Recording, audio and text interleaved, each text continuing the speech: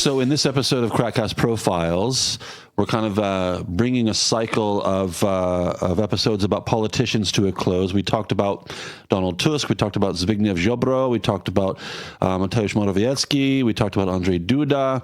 And today, our final politician is, in many ways, arguably kind of the most powerful of them all, certainly among the most controversial. We're talking about Jarosław Kaczyński, the head of the Law and Justice Party.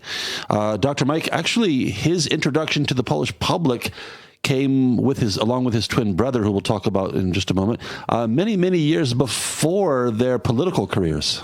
Yes, when they were about 12 or 13 years old, they started together in a Polish movie based on a Polish story about two boys that stole the moon. O dwóch takich, którzy ukradli księżyc.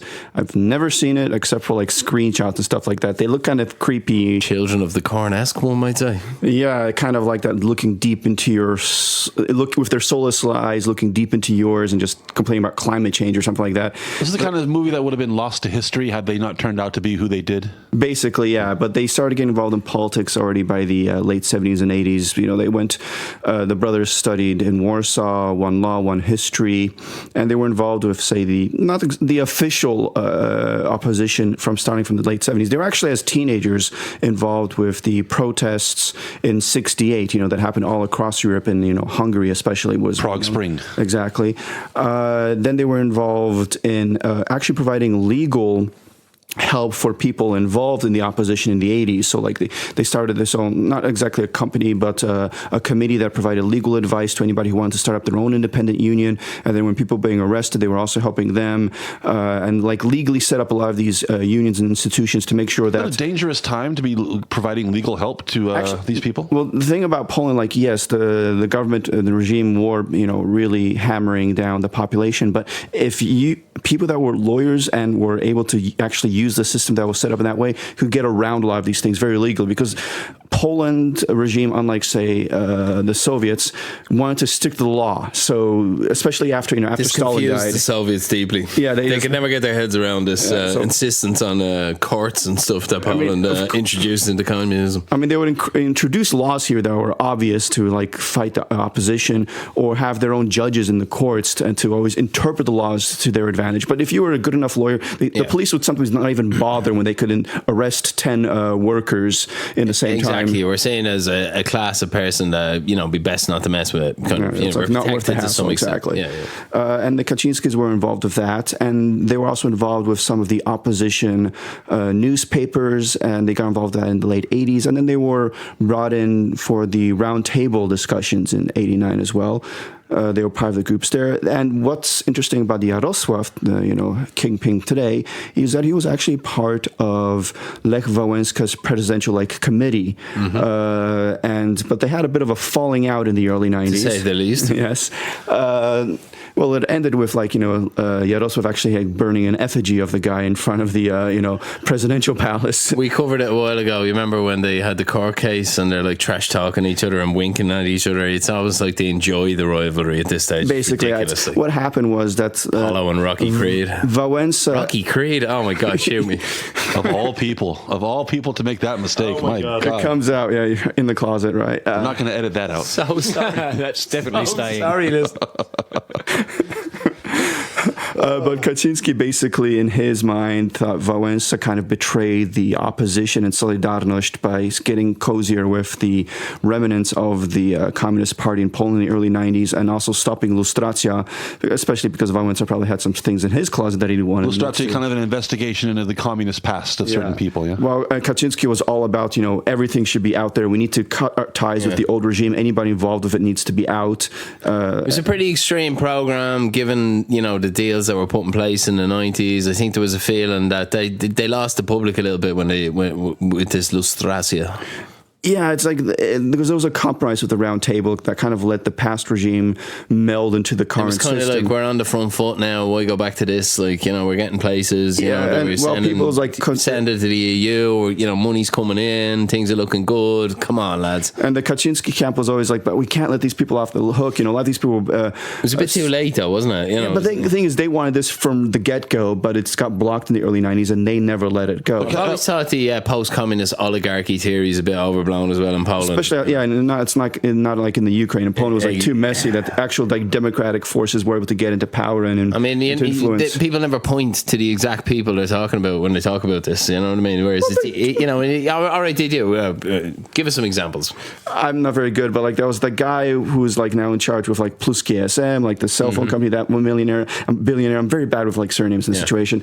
As well with like Orlen and the independent gas company, oil company. I'm not good with the names. I'm fair to say the awarding of company contracts leads to corruption charges and tribunals in countries like Ireland, England, everywhere. I mean, it's just, is it worse corruption than, is it that kind of undermines a democracy? Like, is the kind of corruption in Poland that's, it's not endemic the way it is. Of course, if any of those companies want to sponsor our show, they're welcome to get in touch. Happy to talk to them. Dr. Mike, at what point did Kaczynski kind of transition from a support role, like almost like a foot soldier, towards more of a leadership role? Well, he organized his own political party called Porozumienie Centrum in the early 90s, and they actually got into Sejm then in 93, I want to say, actually, or was it actually even before that, but he was definitely already in there in early days. Yeah, so this one of those first political parties that became part of AWS when they formed a government in the later 90s, Akcja Wyborcza Solidarność. Porozumienie Centrum was one of those. He actually left Porozumienie Centrum for a while, then he came back, and then in the late 90s, some of these people, and Dor and a few other people, they formed PiS in 2001, and this is where he really started to go into his stride. At the same time, his platform was kind of formed. It's like the remnants of like that big mess of the 90s finally like congealed and coalesced. In the 90s, basically no political party lasted for more than about 2 years. They changed their name, kind of same people reorganized with a new branding. Very fluid situation, but starting, as you say, in about 2000, 2001, an element of stability finally kind of took place. You started having these like main two camps, other parties as well, but these are the two ones that today are still going quote unquote pretty much strong as the main parties. And Kaczynski's PiS was the first one, and he led them to election victory, as we mentioned earlier, in 2005.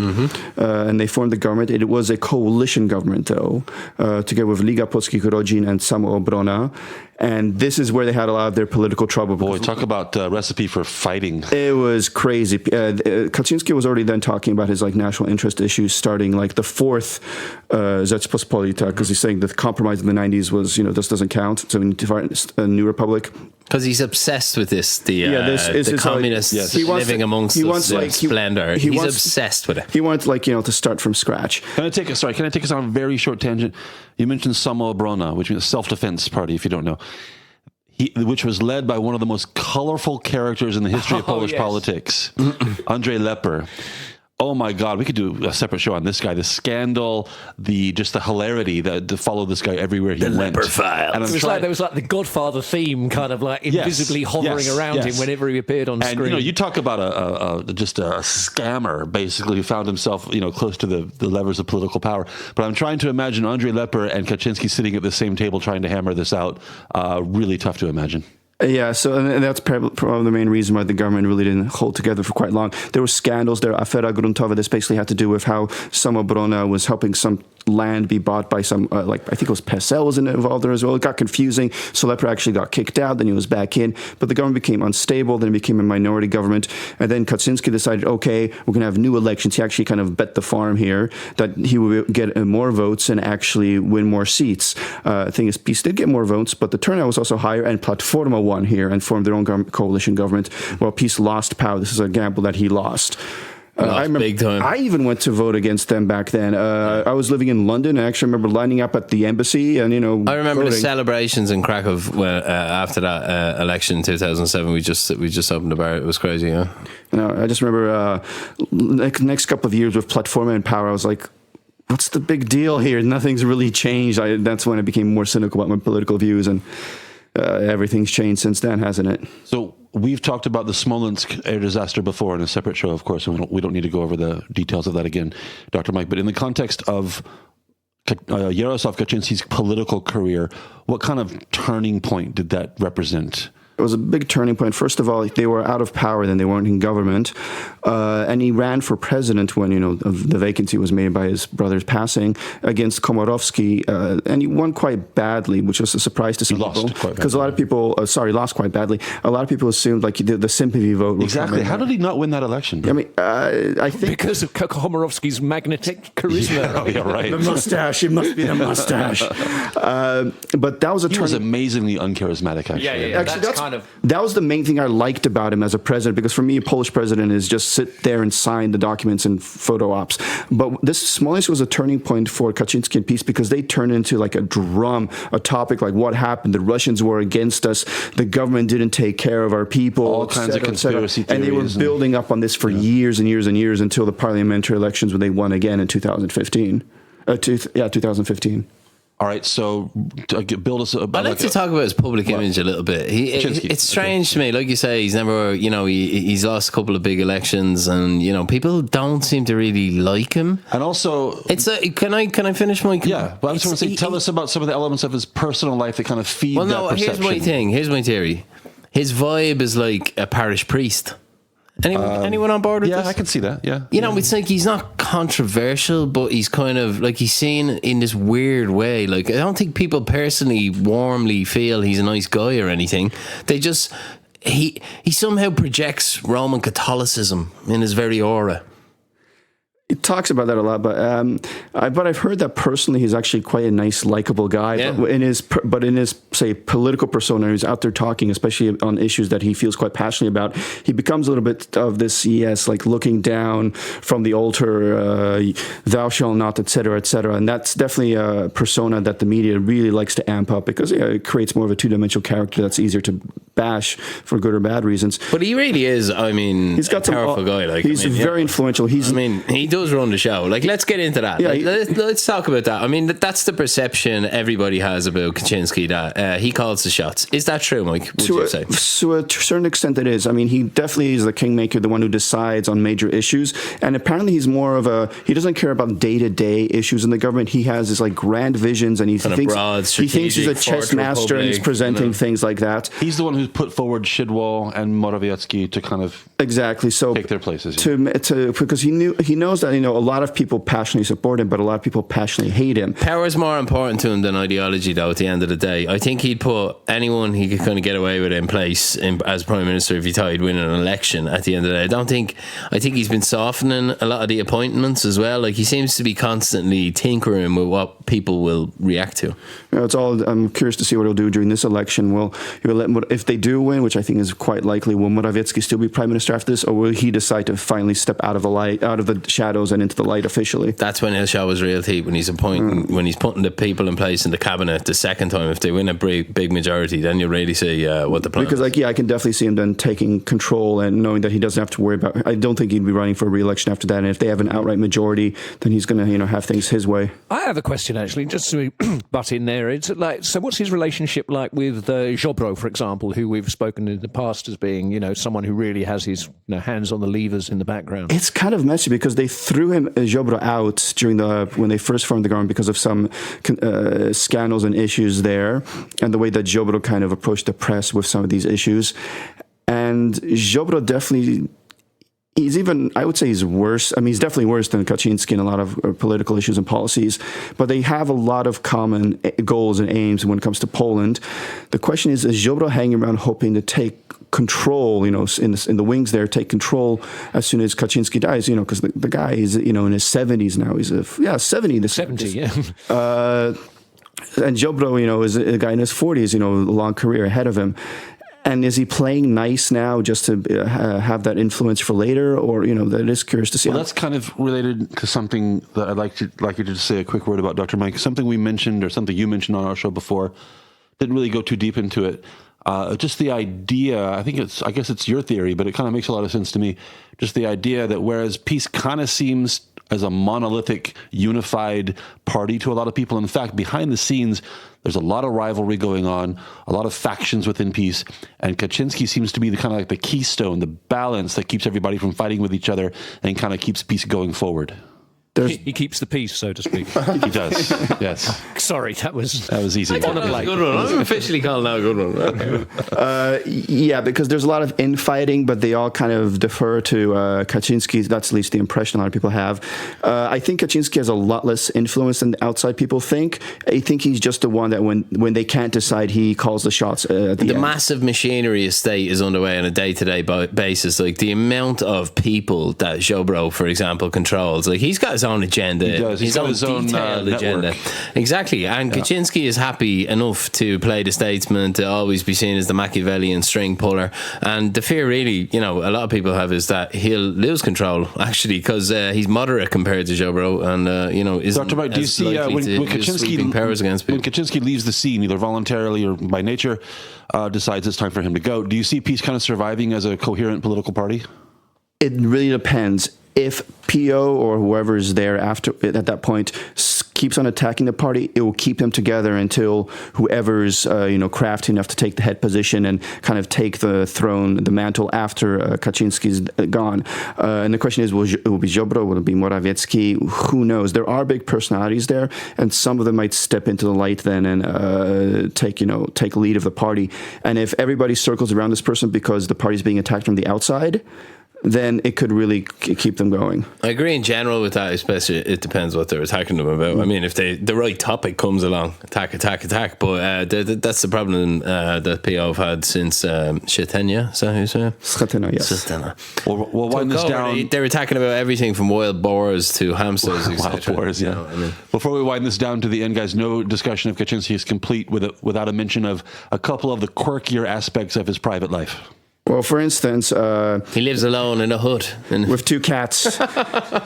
Drinking a couple of bottles of wine every night, crying into some Kleenex. And until his mother passed away a few years ago, he lived with his mother, yeah? Yeah, pretty much. And another little quirky fact is that he didn't actually have a bank account until like 2007 or 8. I wouldn't even call it quirky as well. Like, the old traditional politician, family man, 4 kids, it is a bit strange that, like, he lived with his mother. Yeah, how many of those can we see anywhere in Europe, actually? I mean... The bank account thing is weird. Yeah, that is. Yeah. Bank account, doesn't own a computer, which, okay, for a guy in his 70s, I can kind of understand that. But, my grandfather was older and he had computers as well. But the bank account is just... I don't mean it's weird, his living situation. I just mean it's weird that, a mainstream, massive politician, didn't have a, family. It's strange enough. It is weird. That's also, by the way, if you don't know, a lot of the memes, internet, is it meme or meme? Meme? Meme from like memory. It's actually like gene. It's a gene meme. It's supposed to rhyme with gene, like genetics. So meme. Yeah. Because gene has an N. Okay, whatever. Okay, anyway. A lot of internet memes about Kaczynski involve a cat or him having, reading books about cats or whatever. And it comes from that. He's apparently, his best friend in the world, I guess, is his cat. Is it cat or cats? Cats. He has 2 cats, I believe. Multiple cats, 2 cats. Well, yeah, kind of weird. But, and maybe that kind of adds to the lack of a kind of a human touch he has in the media. Going back to what we said earlier. One thing I wanted to know about him is that he's never really been involved in a scandal. They've never really been able to pin anything directly on him. Nothing big, I think. That's in a long political career. That suggests he genuinely is a kind of quiet guy who keeps himself to himself. You count disciplined, focused. Scandal perhaps. Depends. Certainly nothing involving impropriety, but he gets, for example, a little special treatment in the parliament, and people question why. I bet he's not as fond of the vodka as some senior Polish politicians. That's true too. He seems to be a guy that keeps his eye on the prize. Whatever you think of him, and I don't think a lot of them, to be fair. Going back to his kind of a lack of maybe a relatable human side. You got to be sure. There is really little to work with there. There's very little. You got to be sure though that somebody from the party, some political consultant, brought in some PR people and said, "Look, can you please work with him and do something?" And because in the modern age of television and whatnot, it matters. Maybe it shouldn't matter, but it does.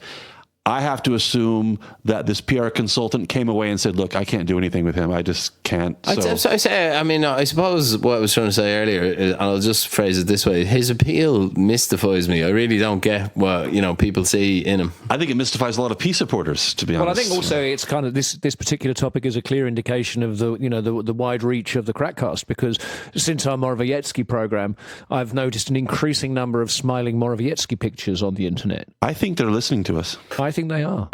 We are the best source to, we're right there. Got the pulse of what the Krakow is thinking. Absolutely. The whole country, really. Political structure, everybody. Certainly the politicians. And speaking of politicians... goes, so does the nation. Oh, I like that. Speaking of politicians, guys, we're done with politics. We've done 5. That's enough for KrakCast profiles. I think we're going to turn to a different aspect of Polish society. We've got artists to talk about, sportsmen to talk about, scientists. What are we doing next? Sports? Let's do sports. Yeah, we do sports next. Let's do sports next. We'll do 3 or 4 or 5 sports people. Oh, let's start with, I'm going to go ahead and say, let's start with Adam Małysz. Okay. Who? Oh, yeah. Ski jump guy. Big fan of just the story of Małysz. Not a fan of ski jumping exactly, but I'm still mystified by the appeal of ski jumping. But he was a big, if you lived in Poland in 1999, 2000, 2001, you saw this man's face everywhere all the time. But again, that's a subject for our next KrakCast profile. Mm-hmm. His elongated facial features shall... and the mustache. Shall be discussed. Oh, yes. Mustache. We've got great respect for facial the mustache furniture. of like a 14-year-old boy experimenting with facial hair. He has that kind of mustache. Mike said earlier that he only expects a Polish president to sit there and sign bills. I expect him to cultivate a mustache. Komorowski and Wałęsa right there, yeah. On that note, on the mustache note, we'll bring things to a close. Thanks for listening to the KrakCast profile of Jarosław Kaczyński, and we'll see you next time on the show. Thanks.